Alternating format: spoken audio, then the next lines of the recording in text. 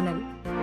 Hyderabad disaster and response asset monitoring and protection agency ఆద్రా ప్రకటించింది, July 2024లో స్థాపించబడిన తర్వాత నిర్మితమైన నివాస ప్రాపర్టీలపై ఎటువంటి చర్యలు తీసుకోదు. అయితే కమర్షియల్ కాంప్లెక్స్లకు సంబంధించి సరైన అనుమతులు లేకపోతే ఈ మినహాయింపు వర్తించదని ఆద్రా కమిషనర్ ఏవి రంగనాథ్ స్పష్టం చేశారు. ఇప్పటి వరకు ఇళ్లలో నివసిస్తున్న వారిని ఆందోళనకు గురి చేయడం మా ఉద్దేశం కాదు. కానీ కమర్షియల్ ప్రాపర్టీలకు సంబంధించి డాక్యుమెంట్లను పకడ్బందీగా పరిశీలిస్తాం.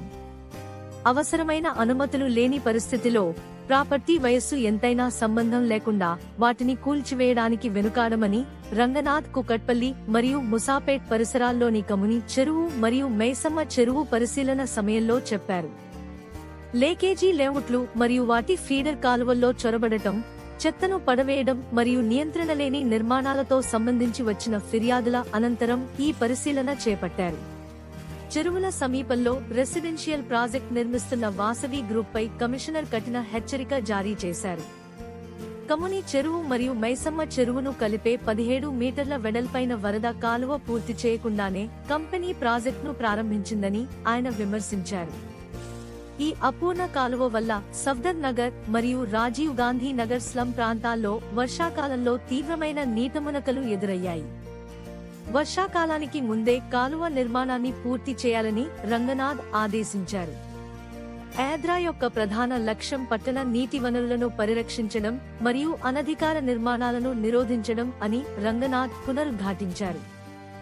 సరైన ప్రభుత్వ అనుమతులు ఉన్న ప్రాపర్టీలపై ఎటువంటి చర్యలు తీసుకోరని, అయితే ఆద్రా స్థాపన తర్వాత నిర్మించిన అనధికార నిర్మాణాలను వెంటనే కూల్చివేస్తామని చెప్పారు. పరిశీలన సందర్భంగా చెరువుల పరిరక్షణలో అధికారులకు సహాయపడుతున్న స్థానిక నివాసితుల కృషిని కమిషనర్ ప్రశంసించారు. ముఖ్యమైన నీటి వనరులను పరిరక్షించేందుకు పౌరులు ముందుకు రావడం ఆదర్శనీయమని పేర్కొన్నారు. చొరబాట్లను అడ్డుకునేందుకు మరింత మంది పౌరులు ముందుకు రావాలని ఆయన కోరారు.